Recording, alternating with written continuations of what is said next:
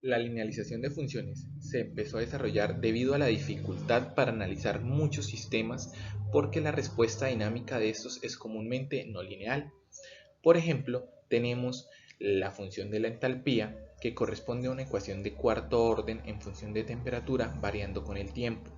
Igualmente, otro ejemplo corresponde a la ecuación de Arrhenius que se utiliza para el cálculo de la constante de equilibrio de una reacción, donde depende la temperatura en función del tiempo y corresponde a una función exponencial.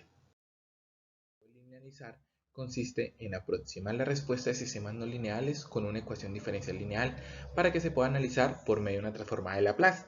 Esta aproximación lineal se realiza en una región cercana a un punto base que se conoce como punto de operación.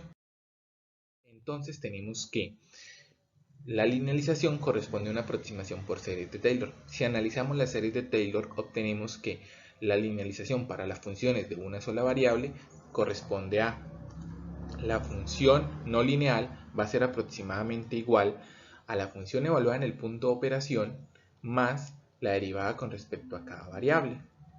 De esta manera se obtiene la linealización para funciones de una sola variable.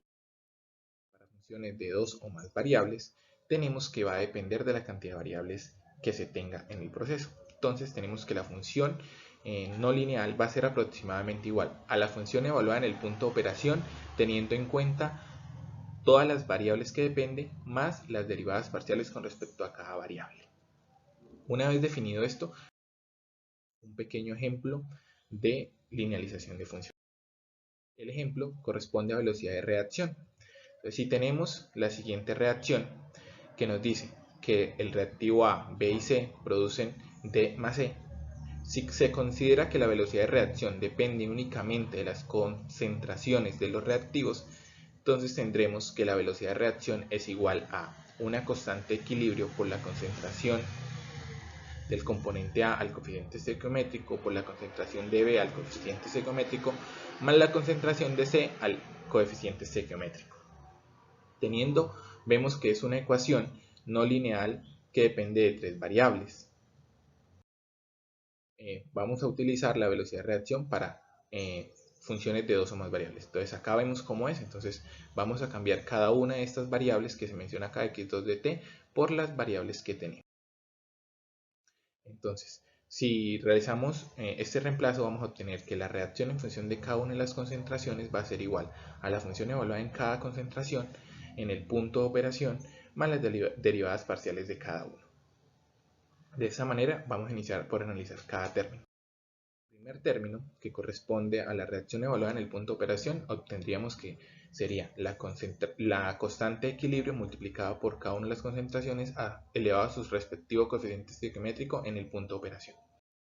El término corresponde a la derivada parcial con respecto a la primera concentración, en este caso A, de lo cual si aplicamos las propiedades de las derivadas para la función de la reacción, vamos a obtener que es igual a la constante de equilibrio por el coeficiente estequiométrico por la concentración elevada a la A-1 por cada una de las concentraciones en estado estable. Entonces de esta manera se obtiene este término. Ese término lo vamos a conocer como A1, puesto que son todas constantes, para de esta manera acortar el proceso o la forma de cálculo.